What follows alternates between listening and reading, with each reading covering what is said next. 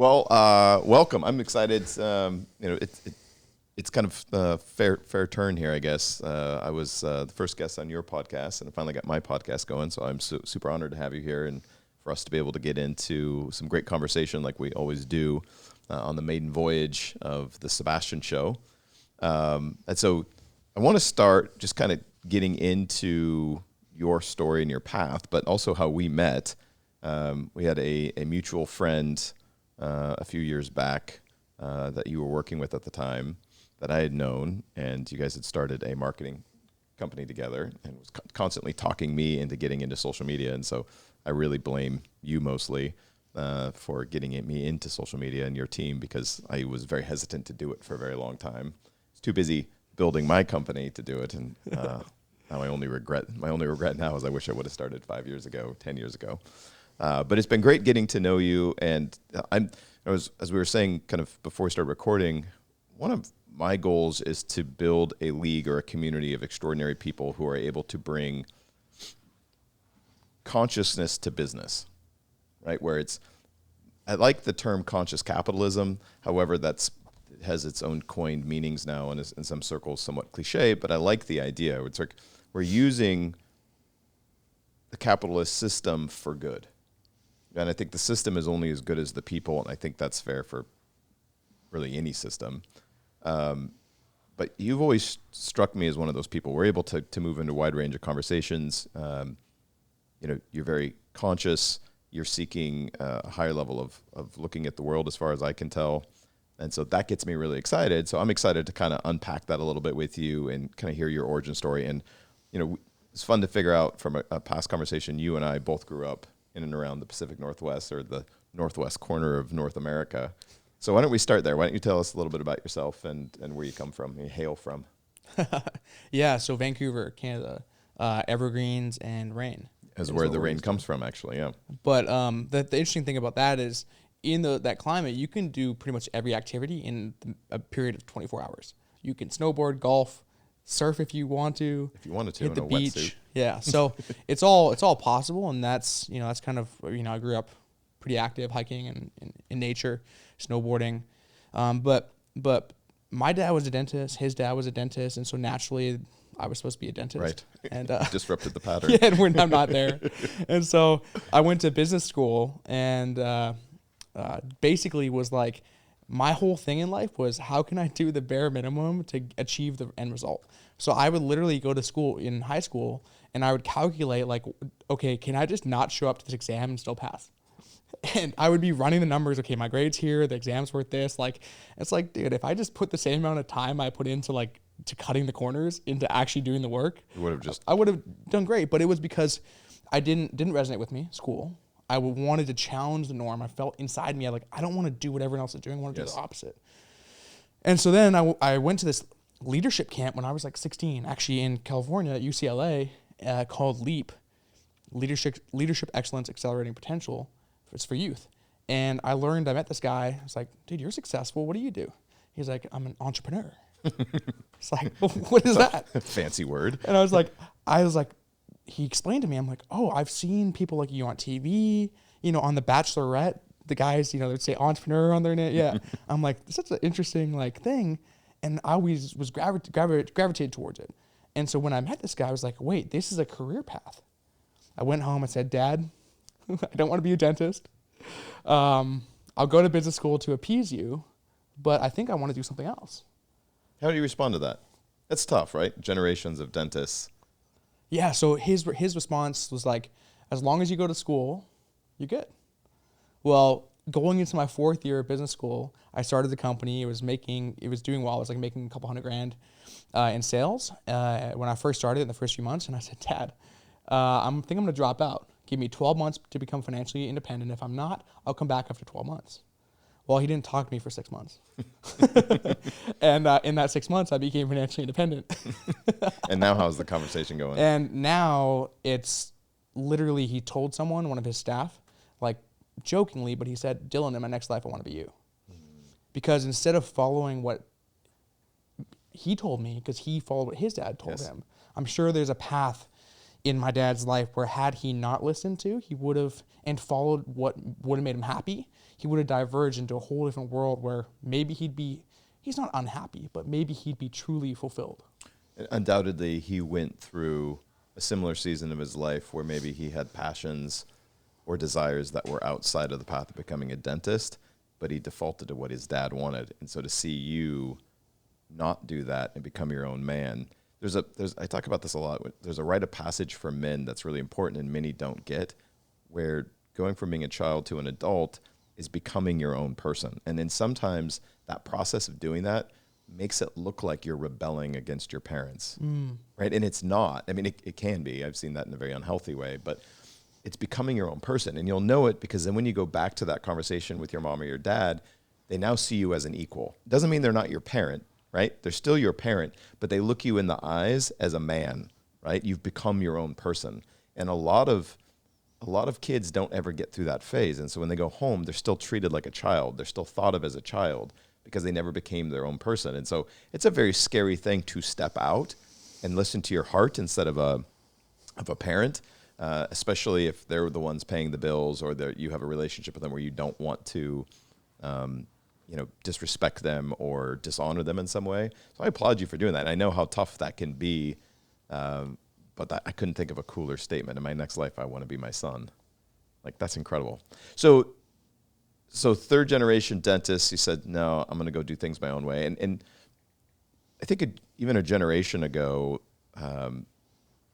certainly I'm like at the end of the Gen X, beginning of the millennial. Like Xennial is technically the generation I belong to, right at the end of the early 80s.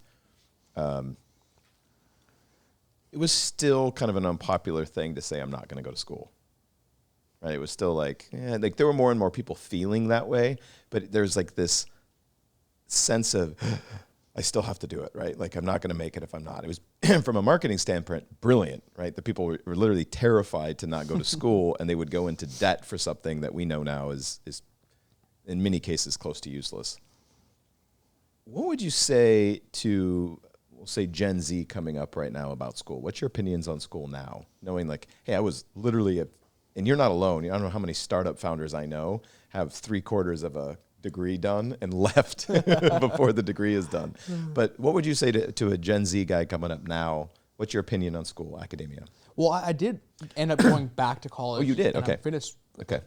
I actually. Well, explain that then, because you got independent. You did what you agreed to do. So did you do it to honor your dad, or what? Or you just I did. And okay. what I did is because I was That's so making cool. money, I ended up outsourcing the work. Literally, I went on Fiverr. But the thing is, there was still time going, so I actually dropped out a second time on the online school. So I didn't graduate. Oh, but it's the same idea. But I'm It's the finished same with idea. it. So I didn't graduate, but yeah, I'm finished with college. Nice. So, but yeah, so optimizing stuff, right? Outsourcing it. And that was kind of like, to me at the time, it was like, there was the part of me which was like, I'm just going to do this so I can say I did it. It's like it's like funny to say in the future. Yep. And school now is like, for me, it was an opportunity for me to grow for a few years. Because if I went to become an entrepreneur when I was 18 out of high school, like, I probably wouldn't be. 100%, right? Because you're saying, if I fill in the blanks, you're saying, it gave me a structure and kept the guardrails on long enough for me to get a little bit of discipline under my belt where I was learning how to become a functional, responsible adult. Yes, exactly. And it would have been, at least theoretically, would have been harder to do that without structure and discipline that very often the beginning of the entrepreneurial journey is for a lot of people. Yeah, and that's the thing is, like, I think if there was another vehicle where a young adult, especially young men, like, gosh, I didn't know what to do. If there was a vehicle for a young man to go and kind of have that structure, but be able to find himself in the process, that probably would have been the better path for me. Yep.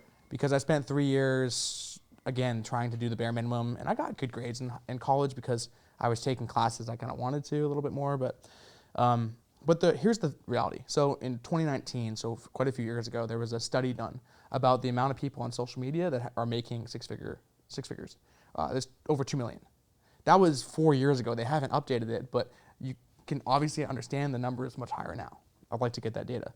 But there's making money on social media as a creator. There's infinite other opportunities to make money on social media and on the internet.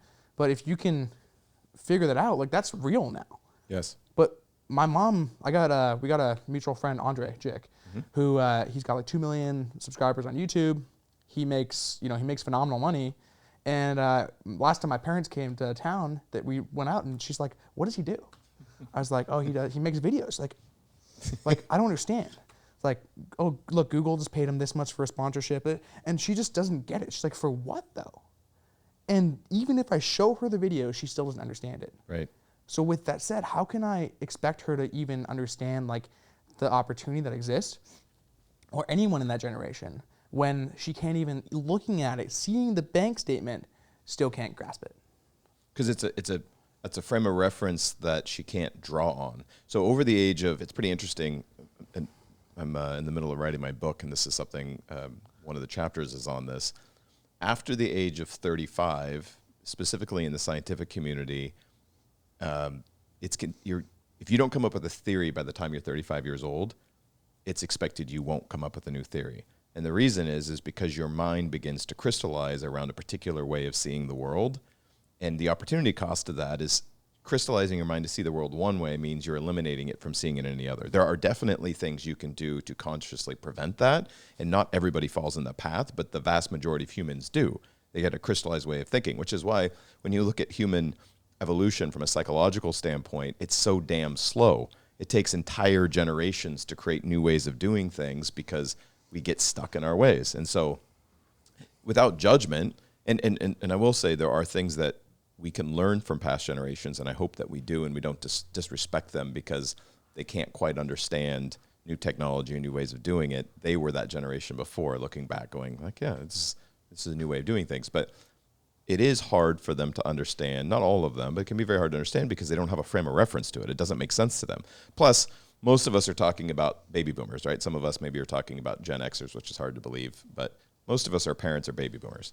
Well, there was a formula for the world that worked for the baby boomers, and it worked well for them.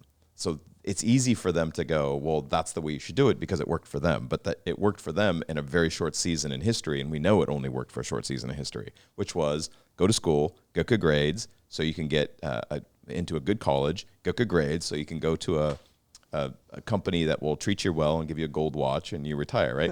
And it's like, it worked, but for like 15 years. But there was a whole generation that got indoctrinated in seeing the world that way. And so they tend to continue to proselytize that belief system, even though that functionally has not been a reality for some time. And so, it can be hard for them to get like, wait, how is it that you're getting paid for views on YouTube? How is it that you're creating videos and, companies are paying you to do that? And so I think just to frame that, and we can keep going. For those listening, I would say, one, learn to be your own person, but understand why you're doing what you're doing, being able to articulate it. And two, don't judge the last generation for not getting it, because you are going to be that generation statistically within the next 10 to 20 years, and honor what they have learned, because there are things that we can learn from past generations. And we have a much bigger problem in humanity if we start disrespecting the generations behind us, arrogantly thinking, oh, we're so much better, which, by the way, has been history, forever and ever. There are things we can learn from them. It's just things that we can also move forward with. Yeah, that's a great point. And I think with family and parents, it's like it's actually hard to listen to their advice, especially as a teenager. But if I take, in my case, it was successful. I coach soccer, so I'd in a wealthy part of town intentionally so I could network with the wealthy parents. Brilliant. And I would have a successful parent I'd be sitting down with. He would say the exact same thing my dad's saying. And they'd be like, Yeah, right. And then I would go back to my dad, literally, and be like, Dad, you're right. Like, he said this. It's like, and he's like, yeah, I've been saying that for 5 years.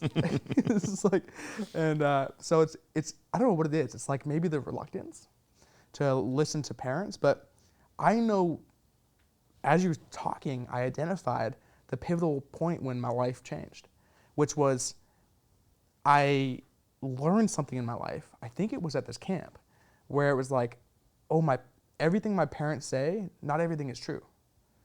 And that made me think like, okay, so what other things have I been conditioned to by either my parents or society that is telling me something that's actually factually incorrect? And so then it took me on this journey of reading books and educating myself and trying to find truth. I read Power of Now by Eckhart Tolle when I was Yep. like 16. I didn't understand Beautiful. it. I didn't understand it. And, but, I read it. I'm hearing about, being present and all this other stuff. And then I went on a spiritual journey, read The Alchemist, which to date is probably It's still top 5 for me. And I read it when I was 19 years old, and I'm getting the chills. I'm literally getting chills just thinking about that book because how much it hit me. It's one that I can go back to. It's been a while since I've read it, but it was one for a few years I was reading every year. So I resonate with that book deeply. You know what's cool about it is that book is not tactical. It's not intended to be tactical. But if you listen, every single sentence, there's a lesson. And it's teaching principle and concept. And to me, it's a story of the rite of passage into adulthood and finding who you are. Right? And so you're right, it isn't tactical. It's not a how-to manual.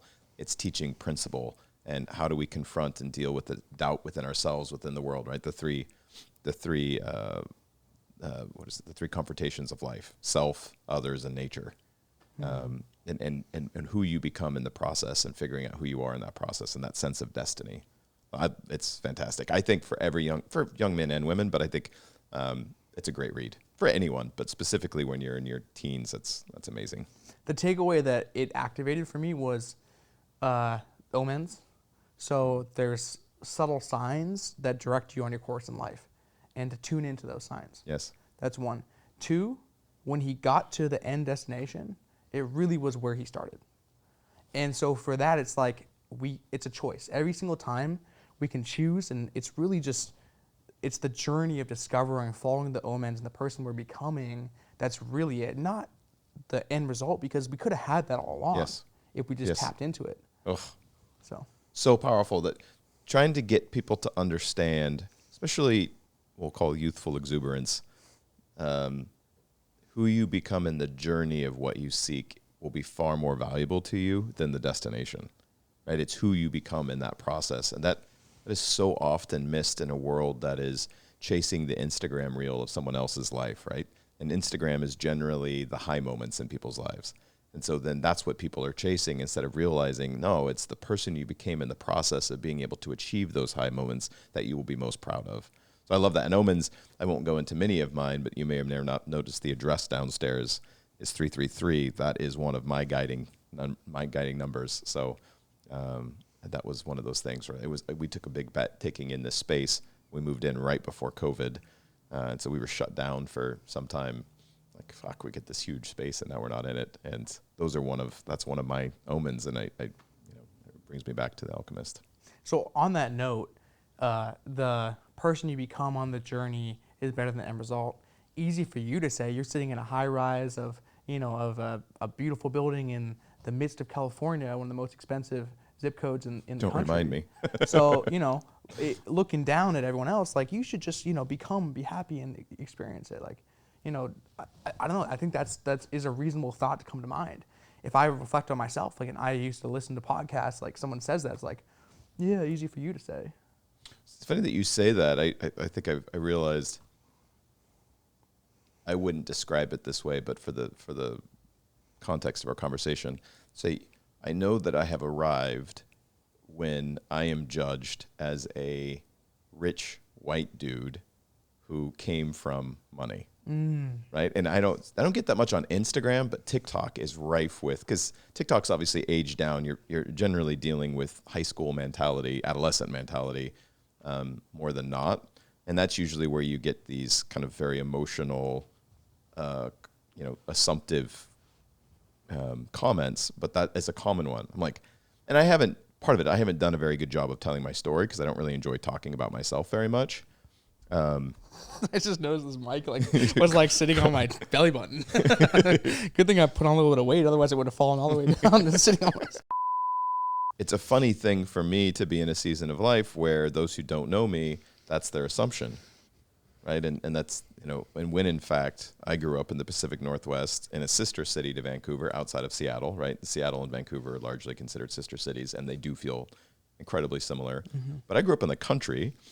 I grew up with a single mom who was trying to raise 2 boys by herself, which is, I can't even, having 2 boys myself, I can't imagine I can't imagine that. And we don't want for anything, and financially, I'm not worried about taking care of them, which even with that, there's still a huge sense of responsibility and stress to raising boys, right? So somehow she pulled that off.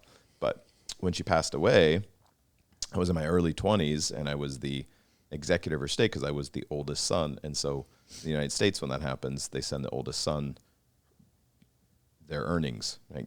So in this case, my mom's earnings for her entire life, because it's a Social Security payout settle up, which died with her. It didn't go anywhere, but they wanted to show me what she made. So my entire childhood, I saw her reported earnings, of which was at poverty level, my entire childhood, which made sense.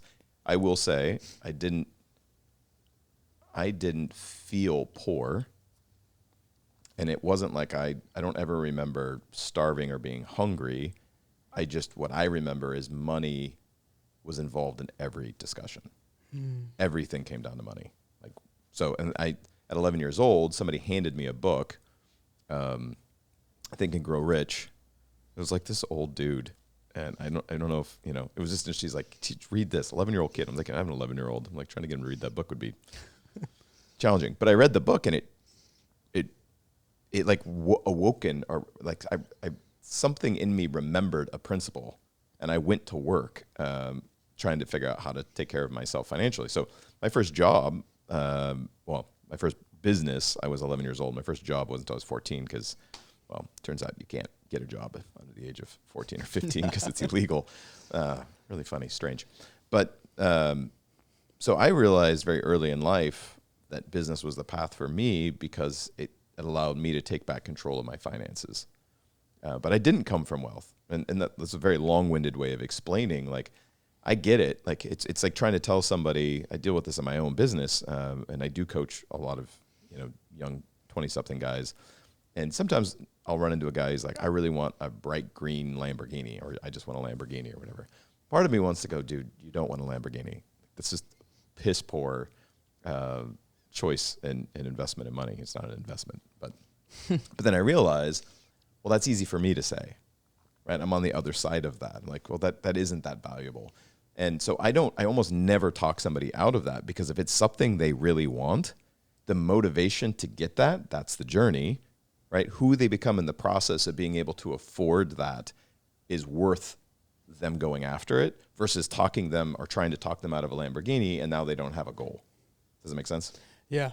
So I've slowed down that as instead of judging somebody's goals, it's helping them become the person capable of hitting those goals, because I know within reason, and there are exceptions, unfortunately, as they develop into a person of character that can sustain wealth, they very often will update their value systems, and they may grab a Lamborghini and drive it for 6 months and then go, been there, done that. It's cool. I'm going to go back to just driving a nice car. It's a really self-aware observation you just made, which was, while that person doesn't want the Lamborghini and it might serve them to tell them you don't want the Lamborghini, it's going to actually be better for them to pursue that and then buy it and realize that's not what they want. 100%. Within ethical limits and within limits of integrity, I generally don't want to mess with somebody's motivation. Right?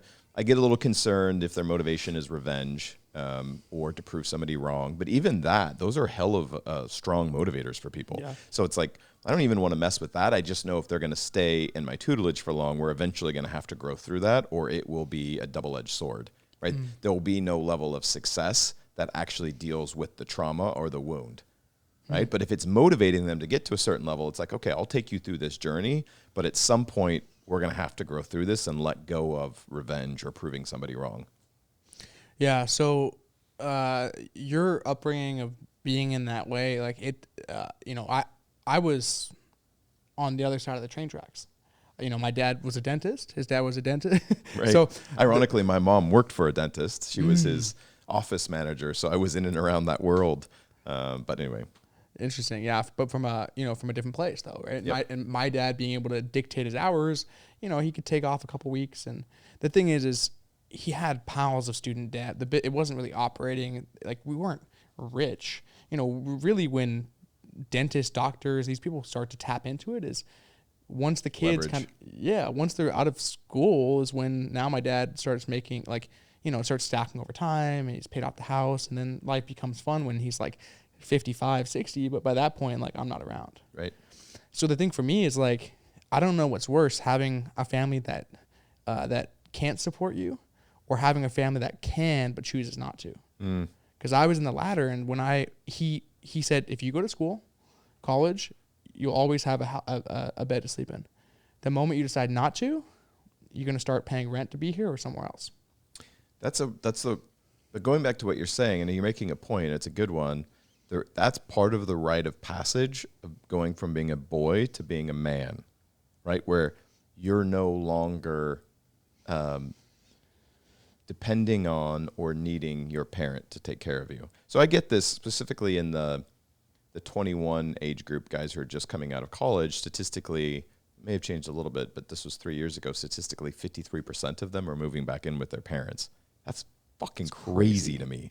Okay. But then they would come to me and they'd be like, well, my mom says I can't do this. Or I'm really frustrated with my parents. They won't let me do this. And at first glance, I'm like, you're a grown-ass adult. And then I'm like, well, 21 isn't really a grown-ass adult. And the American Journal of Psychology, I think 3 years ago, acknowledged the age of adolescence. Now they've punted it to 28. I'm like, yeah, that makes sense, right? For a number of reasons, we're just growing a lot slower. But the point I wanted to make there is, if you are still on your parents' bank payroll, you are a child, right? You are a child. So you're a dependent. By definition, you're a dependent. So it's like, okay, well, if you're frustrated that they get to still tell you when to come home or what jobs you get to work, or like, get it. Like they're paying your cell phone, they're paying your car, they're paying your rent. They have a right to speak into your life. And it's wild to me when that isn't understood. And part of it, like, again, I got off my mom's payroll minus rent, to be fair, until I was 16. But I paid for basically everything else from the age of 11 on, except for rent and some food costs. But I would put money in a little tin can for her so she never had to ask me for money. I just put it in a little tin can above the refrigerator, and she'd go grab it when she needed it to pay the bills and things like that. Dude, that's really sweet, because you're allowing her to save face. Correct. Well, yes. Yeah. Safe. I wouldn't have said save face, but that's not inaccurate to say that. I didn't want her to look at me as the answer for her own psychology. So just knowing of like, hey, here's a shared pool of money that we can use whenever we need to. That's amazing. Made it easier for her to not have to ask. Because maybe I'm old school, but I don't think it's a cool thing for a mom to have to ask her son for help. The thought of even being an option, like, almost brings me to tears. Thinking about a mom having to do that, like the feeling that she would have had to experience. So the fact that 11-year-old Sebastian was able to tune into that and understand that and be able to provide a solution that made sure she didn't have to go there is amazing. Yeah. Yeah. So, it's interesting in our society now, though, because I feel like stepping towards where we're at, it's like there's so much blame outward. And I think my life got significantly better when I understood that everything is my responsibility. Yes. Maybe not my fault. Yes. But I have to take control of everything. So explain that for those who are listening. What's the difference between fault and responsibility? Because brilliantly said, and this is a tough part in our society right now. How would you explain that to someone? So fault is something that is the cause of an instance, right? The broken relationship, the man who cheated, whatever it is. Responsibility is really the response to the instance. Right. And so the perfect example that happened to me a long time ago is one of my employees totaled a work van that I had. He had a deer. I remember the story. But she told me that she'd insured it. And I was paying monthly for insurance, so I assumed it. I didn't check the policy. Whose fault? She insured it. She crashed it. But it's 100% my responsibility because I didn't go and check the car. Oof. That is so tough for people to understand. Brilliant. It's a great story. Take it one step further. She crashed the car. A deer jumped out and hit it. Is it the deer's fault? Her fault? What it is it's the deer's fault in that instance, but her responsibility, because she chose to leave at that exact same time, drive that exact same path at that exact same speed, and hit that. Right. And when we tap into and understand that we do this, life becomes not happening to us, but by us. Beautiful. Which is a statement that you say frequently. And now we become the creator of our life and not just the victim of it. But this movement of like, I have ADHD. Yes. They have all these little boxes of limitations. I don't come from privilege. I was born in this community. I was born on this side of the tracks. I have there's a list. this cause, Yeah. whatever. And now I there's identify as this. Yeah. But human nature is to box things up, right? So someone's on a specific diet. Oh, you're a pescatarian. Like, people can't accept you. Oh, you just eat like this. It's like, Right. What box are you in? Right. And so it's in our nature to want to do that. And so I can understand why people want to get there. But at the end of the day, like, this victimhood is destroying our culture because it's taking away people's creative ability. And I love that you're saying this. I will probably spend the rest of my life combating that level of consciousness because it is the path to enslavement for humanity. So for me, I ask questions like, well, who gains from people believing this? Who is pushing this agenda and message? What types of people and organizations are promoting that message? What is their agenda? And because I know you're not going to get people to freedom believing everything is somebody else's fault. You won't. That's how you enslave people. And it's an easy formula. You get people to think that you get them focused on things that are out of their control. You get them to focus on things that they don't have, and you get them focused on the past or the future. If you can keep humanity there, they will stay enslaved, and they will innately look for somebody else to be their answer.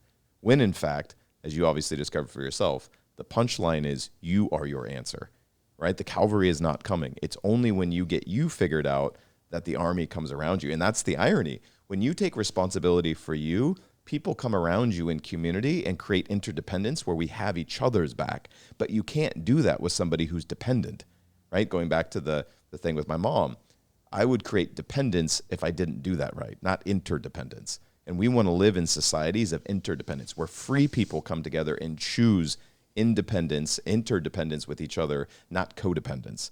And so when you get messages of it's not your fault, it's not your responsibility, what you're doing is breeding a group of people who become codependent and enslaved to an ideology, and likely a group of people without even realizing it. The problem though is like, how do you escape that? Because the medium of information is always telling this. Like, the CNN, the most trusted name in news. It's just like... Does anybody believe that anymore? Yes, they do. And the thing is like these ideas are like, unless you have experienced or remembered, right? We have an experience. When I was younger, I had this thing where I realized my parents weren't telling me everything truthfully. They were speaking from their own bias. And then that triggered a memory where I understood, okay, maybe not everything is truth, and let's search for it. But if you never opened up your mind to maybe what I'm being told isn't all truthful, then you're going to listen and accept it as truth. And I think the way, there's 2 points I want to bring on there. One of the things is I find being antagonistic only provokes more victimhood. So instead of just telling somebody they're wrong, which most people don't like hearing that, they won't listen, I'll ask you questions like, how is believing this helping you? How is this serving you? Is your life qualitatively better as a result? Now, in the short term, it may feel better because there's a relief of pressure. So they may be like, oh, I feel much better because it's not my responsibility. But over a period of time, they'll begin to realize this isn't bearing fruit. I'm still unhappy. I'm still enslaved. I just now have a justifiable reason in my mind to be that way or to be depressed or to be anxious. But I've never seen somebody take that path and then get free. They only become more ensnared in the belief system, right? Which is why eventually they get angry. And that's like the tipping point, because they get angry because their belief system isn't freeing them, right? And so then that's a very dangerous person, because they get into this combination of both being very willfully ignorant and arrogant. They're ignorant to what they actually believe or the truth of what they believe, and they become arrogantly defiant about it, right? And that person generally becomes very angry because their life isn't adding up the way they want it to. And so I found instead of attacking that straight on, you just start asking questions. How is this belief system serving you? Is your life qualitatively better believing it? And then you get them to kind of think about what they're doing. And the other thing I wanted to bring up is you're talking about your parents. You said it twice, and I was going to say it the last time. What you're not saying is that your parents are lying to you, right? They're not. They didn't lie to you. They told you what they believed. And that's the best humanity can do, by the way, right? None of us, save maybe a perfect avatar, which who knows if they're running around on Earth speaking right now. They probably don't speak.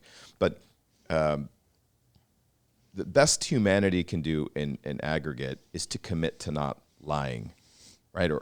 Which is not the same thing as saying they always tell the truth, right? You could commit to being honest, right? And so, meaning your parents told you, likely, what they honestly believed. That does not mean it was true, which is different than saying that they lied to you. And we need to understand that distinction because sometimes it gets missed. It's not like, I mean, I don't know your parents, but I highly doubt. And they're amazing. Right, and I believe they are, just by the human in front of me. But the intention wasn't to lie to you. They can only speak from their level of truth, right? And so as your consciousness rises, and we're having a hard time with science right now because for the same reasons, but as your consciousness rises, what truth is changes. Not because the lower truths don't exist, but they're at a different perception. So, for instance, if you live in California, which I do, this current weather notwithstanding, it would be easy to think that the world is a dry, arid place and all water comes from somewhere else. Well, if you grew up in the Pacific Northwest, like we did, where the rain comes from, where it rains 9 months out of the year, that's a completely different experience. In order to see both of them as true, though, you would have to have a view that allows you to see both of those perspectives. Make sense? Mm-hmm. Most humans do not have the ability to do that. They see their little world and their context, and that's what they hold on as true. And so we're seeing that's the difference between linear and nonlinear thinking. And as you raise in consciousness, your perspective is able to change and you're able to see more. And so that's tough for people, and we lose sight of some really basic truths when we get too wrapped up in relativism, which is most of the world currently. There was an English teacher in my high school who made us sit and watch The Truman Show. Mm-hmm. And read an essay on it. And that was a really great thing. Eye-opening. Now I'm observing someone experiencing what I had to until then been experiencing. It's like, oh, this is reality, but no, that's not reality. Reality is just an agreement that people are having that it is what it is. Yes.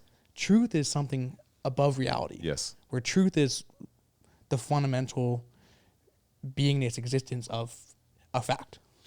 And this is a sticky conversation for a lot of people. Absolutism is something that we generally loathe in our society right now as we've become more postmodern and everything is relativistic. So truth is kind of taken on a dirty kind of taint to it, and we use lowercase truth to weaponize. We weaponize lowercase truths to get people to do what we want to do. I'm not certain the meat suit has the capacity to see truth objectively just because of the way it was built, nor was it, I would argue, really built to see truth, right? The mind doesn't have the ability to discern truth from falsehood. It's not its functionality. And I explain it like this for those who have a hard time with that idea. And usually the intellectuals freak the fuck out when I say that because their entire security is built on their arrogant supposition that they can understand truth. But it's like this. If you put 5 plus 5 in a calculator and it spit out 11, is the calculator wrong? Is it? No, it can't be.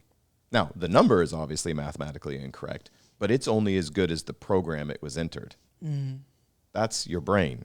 Your brain is going to produce the result of its programming, and that's the best it can do. So coming up with the wrong answer is simply a result of the program. So as you update your programs, your answers get better and better and better, which is hard for people to understand because they try to use their brain to get to objective truth, largely based on anecdotal evidence or their own experiences, which we know are not great ways to analyze the world from an accuracy standpoint. They may be relativistically accurate, meaning if you grew up in a town where everyone was a Democrat, you may think everyone is a Democrat because my experience says that everyone is a Democrat, or fill in the blank with your example. That isn't a great way to understand truth, though, out of context. And so this is where people get stuck, because a lot of what they're discerning as true is based on their programming. The only way you get to higher level thinking is to examine your programming. How is it that you came to these conclusions? How is it that you see the world this way? What circumstances in your life led you to these conclusions? And then as you begin to examine them, you begin to realize, wow, there's a lot here to be examined. And I'm making a lot of operating assumptions about my world that may not be accurate. And that's tough for most humans to do, which is why change is so arduously slow in human evolution. There is talk in communities about us transitioning to like this kind of this almost like we're going through a big transitionary period right now.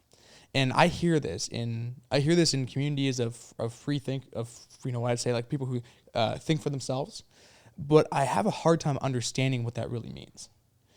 And I think this is what I hear and what I kind of feel is that's why we're experiencing so much friction. Yes. In our world is because there's like, you know, there's something happening, and it's just like, you know, a pot of boiling water. In order for the water to boil and turn into steam, there's these bubbles. The lid has to fall off, and then eventually it becomes steam or lighter, right? Yes. And it feels like we're in a very solid place right now, but there's friction happening, and it's becoming lighter, and there's this new era. So, yes. Do you have any thoughts on this? 100%. Yeah, it's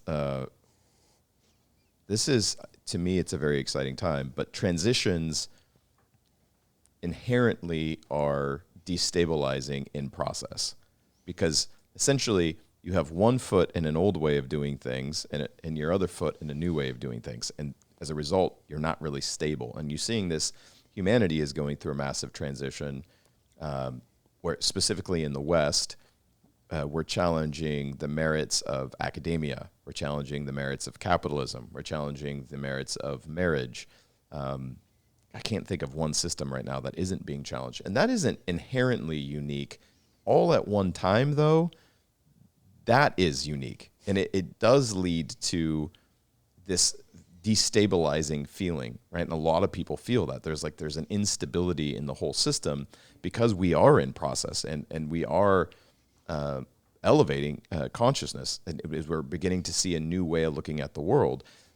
But that tearing away process of doing that creates tension because not everyone is on the same page. There isn't unity in thought and process.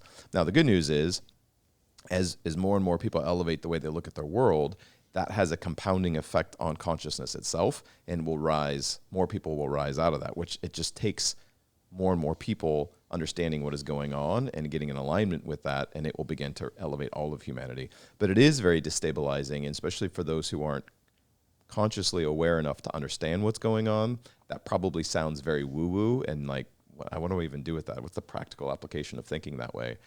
But I think, as far as I can tell, humanity has gone through this process at least 3 times, probably more, but at least 3 times.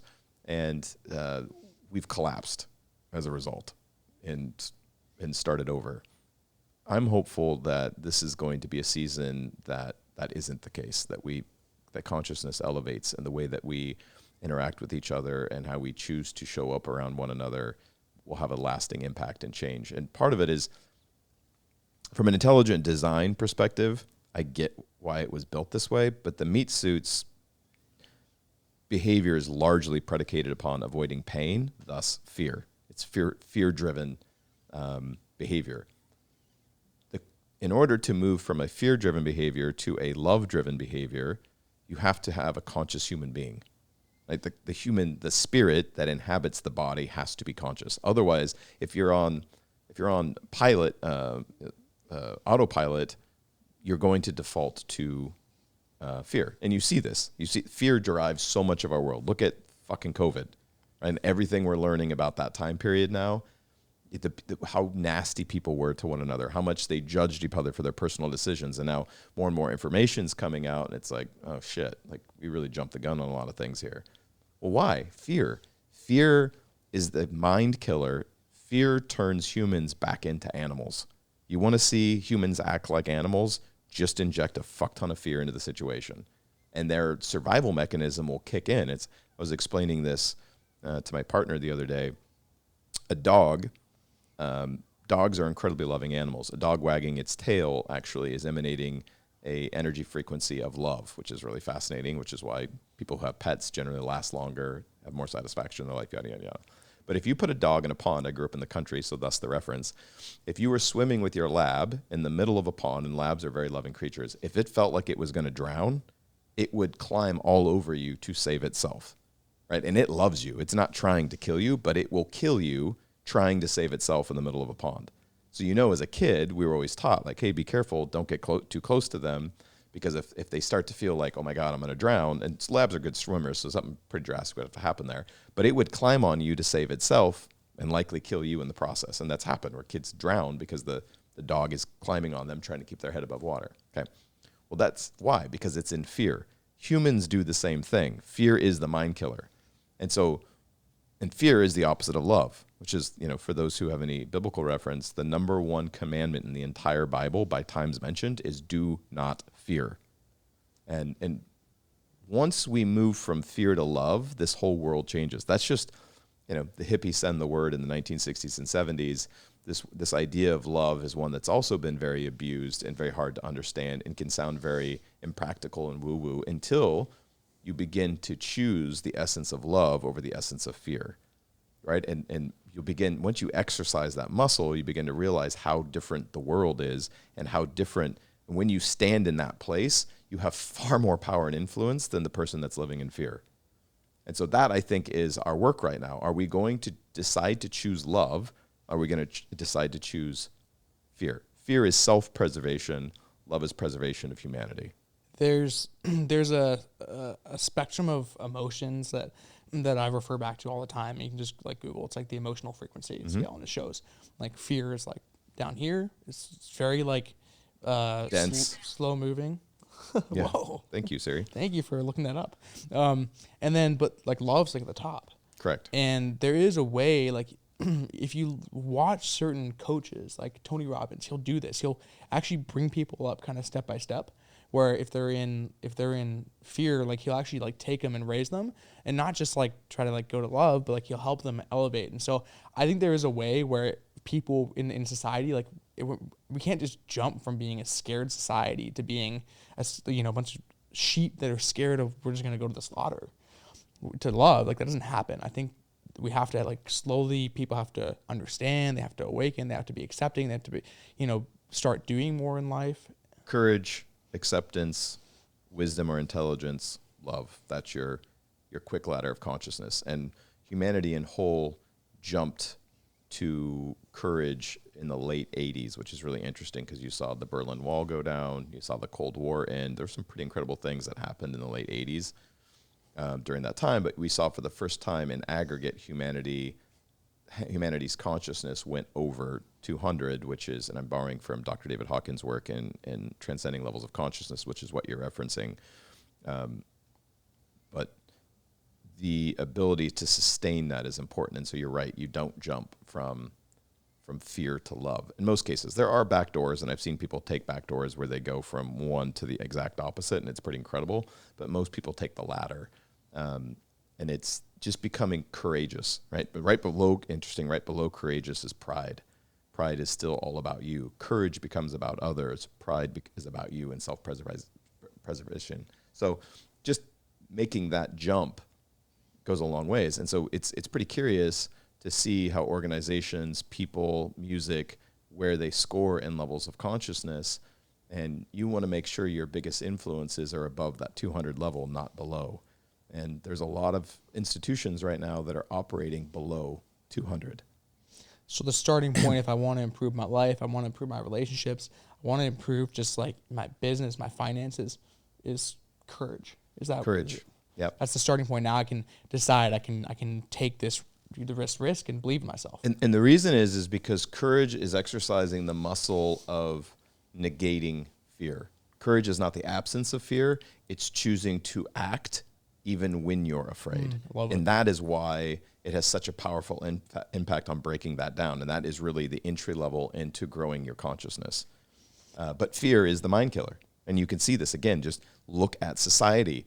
When groups want to motivate people, they want to manipulate people, they want to control people, they don't do it with love. They do it with fear, right? And they get them focusing on going full circle here on things they can't control, focusing on things they don't have, and they get them focused on the past or the future. And if you can get people doing that, you'll keep them in fear and they're easy to manipulate. Just go through all the organizations right now. There are very few that test out of that. Most of them, on both sides of the aisle, by the way, left and right, tend to test into fear-based motivation because it's a really easy way to motivate people because your hardwiring is set to be motivated by fear, which I think is gross. How's that being measured? And how's the society level being measured? Yeah, so there's a great author and by the name of Dr. David Hawkins, who I really, really like. He wrote Power versus Force, Transcending Levels of Consciousness, a lot of really great books. But he came up with a method of being able to test consciousness using muscle testing for truth. And so as long as you are above 200, you can literally test the strength of something, and this has been scientifically shown over and over again and reproduced, so it used the scientific method to demonstrate its truth. But you can test the level of consciousness something is held at, truth versus falsehood, ultimately, simply by a simple muscle test where you hold your arm straight out, you can hold something in consciousness, whatever it is, and I'll explain that further, and then somebody objectively pulls your arm down, right? And if you'll test strong to things above 200, you'll test weak to things below 200. This was done with tribes, like literally some of the studies were done with tribes in the middle of, I think one of them in the middle of South America, that had no idea who Hitler was and had no idea who Mother Teresa was. And in one, they held Mother Teresa against their heart, tested strong. Another one, they held Hitler against their heart, tested weak. So it didn't seem to that, they didn't need to be consciously aware of what it is they were holding or thinking. It was I would say, easy way to explain it, the energetic field that was having an impact on the meat suit's energetic field. And so this has been replicated many times over in the scientific community, although there are lots of people who don't like this. And we've figured out sometime after that, his original test subjects were all high consciousness people. And so it was easy to replicate, and it was only when they moved to people below level 200 of 200 levels, that if you're under 200, it doesn't read accurately. But you can... If that's way too woo-woo, I mean, go do the science for yourself. Read Power versus Force if you can. It's a great starting point. But if that's too woo-woo, just ask yourself intuitively. If you feel like you're a conscious human being that operates in love, just ask. Your intuition will tell you. If you're paying attention, you begin to listen to that small, still voice, you can get that information for yourself. Like, what level of consciousness is this sitting at? And you can feel it, especially when you start getting in tune. You can literally feel where somebody is at because it comes off. It's an energetic reverberation and everything. So it's something you just practice. Oh, that's cool. Yeah. How are we doing on time? Well, we're over. Anything else? Anything else that you're excited about right now? From a marketing standpoint, what are you seeing in your field? Dude, I'm excited about life. Like, I just feel even this conversation didn't exist in an environment like this 20 years. I wasn't around 25 years ago, 28 years ago, 30 years ago, whatever. I wasn't around. But these conversations are happening, and it's like the last time this conversation was happening was, Steve Jobs having an LSD trip around a tree with some other people. That's very accurate. And now it's like, we're having it in, a beautiful high-rise building. You're a crazy successful entrepreneur. It's like, it's cool to see the conversation happening. So yeah, man, I'm just excited about life and my business journey. It's been like it's been hard, and every time some shit happens, and I feel like giving up, I remind myself, like, dude, I chose this path. Yes. I can go back. I can go get a job. I can go get a sales or marketing job, making a couple $100,000 a year for probably any corporation in the country I wanted to. Yep. But I chose this path, and for that reason, like, I have to. I accept and embrace the shit, but the full circle to where we came from at the start. It's like the person becoming the process. It's like the Dylan a year ago was different. The Dylan, I mean, you've seen it in the short time 100%. we've known each other. Yeah. And I feel now just like every single, the person before that, a year before, it's like I go back to Vancouver where I'm originally from, and I'll post on Instagram, and some of my old friends will ask to hang out, and I haven't seen, there's only one guy that from my past that I see, because he's been doing business and challenging and growing, and it's not that I don't have any resistance like to seeing these people. What I have resistance to is going to the pub we used to go to and watching a soccer game and having a couple beers. Yep. And the same guys are still doing the same degree that I was doing 6-7 years ago, living with their parents in the same bedroom, working the same job, and doing the same things on the weekends. But I want to jump in there. I would say, and I don't think you are, it's important to understand that it's not judging the person for that path. Everybody's on their own path, but it is an easy way when you leave your hometown or how you grew up to be able, that's the baseline litmus test for what your life would look like if you didn't continue to grow, and why it's good to orientate yourself towards growth. And maybe we could argue the merits of, well, what's wrong with not changing? What's wrong with not growing? And particularly, I think some people come in, drop into this lifetime, and aren't, their first desire isn't to grow. But when you are growing, it becomes readily apparent when you go home. And the same thing, you grew up outside of Vancouver. I grew up in a little town called Squim. My graduating class had 154 people in it. There were a few thousand people in the city limits. It's grown some since I've left. But it's crazy to me when I go back to see the same people, and I'm a little bit older than you are, doing the same thing from when I was a kid. Yeah. And it's like, whoa. Right? Like, and I'm like, okay, like if you're happy, but to me, that's it, right? If you're happy and you feel like you're living your best life, I'm not here to judge that. But it does give you a kind of a perspective when you see that, like, wow, that could have been me. That's the interesting thing. And thanks for translating it to make it sound less douchey, because I do care about those people, and and I want them to be, happy too. And if that's the path, like, not everyone's an entrepreneur. I used to believe everyone should be an entrepreneur. Now that I have, a lot of employees, like, I'm like, oh, like, that person shouldn't be an entrepreneur. Like, that person's incredibly happy getting their check every month. So, yeah.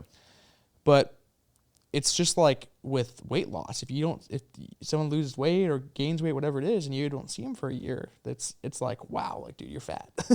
So, or the opposite. They lose a bunch of weight and they look great. It's like, who are you? Right, who are you? And that one's funny for me because without exception, if you see somebody you haven't seen for a very long time and they've lost a bunch of weight and they look great, what's the first thing we do?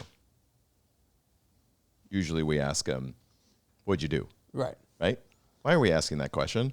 Because we'd love to believe they discovered some formula, some secret pill, something hidden that if we just figured it out, we could do that too. Right? And so we always ask, hey, what did you do? And then they go, well, I started eating clean and, watching what I eat, and I work out 3 or 5 times a week. And you're like, right? Because that's the answer. Mm-hmm. That's the answer. You just want to believe it's something else. And we do that with business, right? Somebody does really well in business. Go, what did you do? And you're like, well, I worked really years, hard. Yeah, exactly. Worked hard, you're like, roll your eyes, and you're like, no, like, give me something else. Tell me it's something else. But I think being able to go back into those environments and see people where they're at and connect with them where they're at is an honor to them, and not to judge them for it, right? Like, if the only reason for me to disconnect completely would be if I believe somehow associating myself would be compromising my energy. But sometimes when I avoid it, because for me, I feel bad. I feel like I can't even say what I'm doing, because it feels unreal. In their reality, it's like this guy's lying or something. So I may offer, please, there may be your own work to do there to release that. And 2, don't talk about yourself. Just focus on them. So I do this regularly. I'm to the point where I'm awkward about talking about myself. What's going on in your world? What's new with you, right? And yeah. what do you say? I usually give some vague response, and it's enough for most people. I'll say, life's good, man. Life's really good. And that's generally what I say. And then if they're interested, that as a whole, the quality of the answer is based on the quality of the question. So if you give me a vague exchange of pleasantry question, I'm likely going to give you a vague exchange and answer, right? Hey, what's new with you? What's going on, bro? Like, that's a very common exchange of pleasantry, right? Good. Life's good, man. Really good. How's the kids? How's the fam? Great. Everything's great, bro. Right now, if they get into it, what do you do? What are you doing with your time? What? It's like one of my favorite questions to ask people if I want to engage in real conversation is, what's holding your attention right now? Where are you putting your energy? What are you focused on? What are you excited about? What aren't you excited about? Those questions start to unpack the person.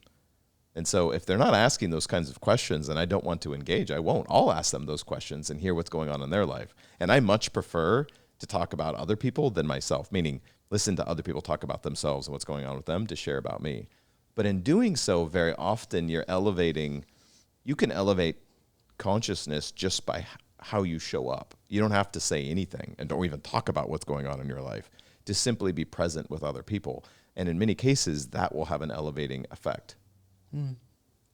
I do know that if I'm unhappy, someone's unhappy, like I think the fastest way to change that is to change your location. And because if I stayed there, I probably would have stayed in that. And this is my experience, right? And I moved, and I was able to recreate. And when I moved location, I was able to be whoever I wanted to be, and then become that version of myself. Yes. And I think that I felt constricted, and so then I moved, and I was able to change who I was. And it wasn't my mom and dad treating me like the little kid anymore, like seeing me as that kid, because they didn't see me for a couple of years because of COVID and because I was living out here and all that stuff. And then now, like, I'm a different human going back there. Yes. And now they treat me as the new human, and I'm no longer in the pattern of being the kid, this, Dylan, whatever. And I broke free.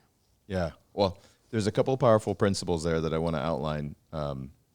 One is, especially in youth, I would offer we're not qualified to stay until we're willing to go.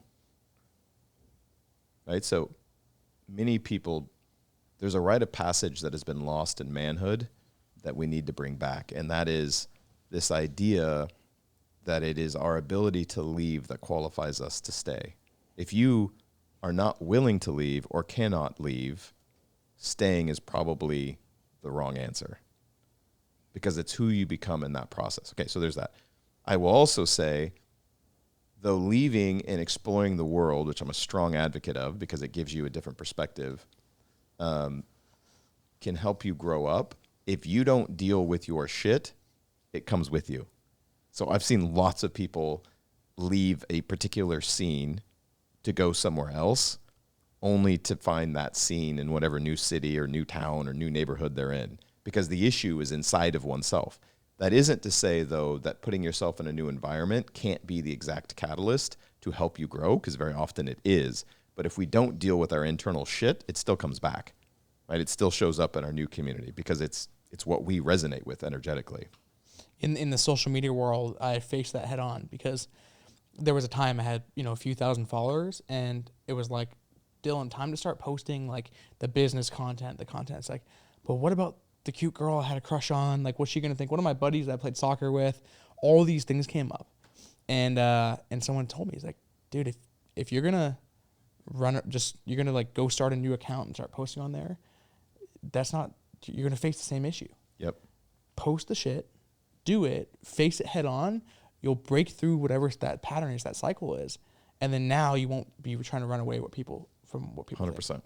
Deal with your fear. Deal with those stories, because if you run from them, they're just going to show up again. And what's worse is, over time, if your desire is for truth and for growth, those things will come back with friends, and it's harder the further you go. And not harder in the sense of it's meant to be, it's not meant to be to hurt you. It's meant to help you. It's that when you deny an opportunity to grow and change, when it comes back and that opportunity arises again, it will be even more intense before, to ensure or promote your desire to change, which is where we get the saying, sometimes we don't change until staying the same is more painful than changing. But this is absolutely the truth. When you get to these periods of fear, walk through those doors. And I see this with people who are pursuing success.